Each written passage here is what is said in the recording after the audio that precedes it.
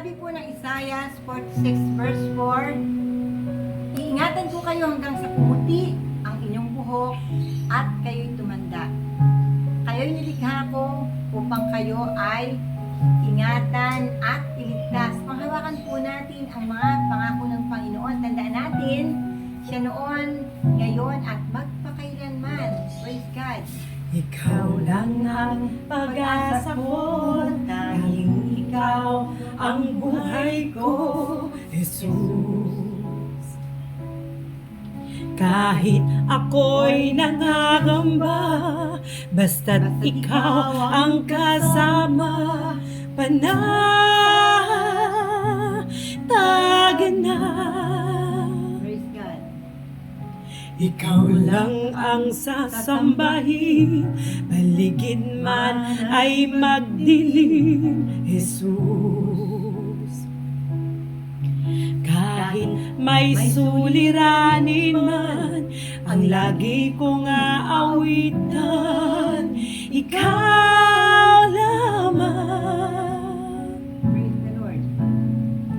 Kahit kailan di ka nagkulang, biyaya mo sa akin laging laan. Ang pag-ibig mo sa'kin walang hanggan. Inibig mo ako noon pa man.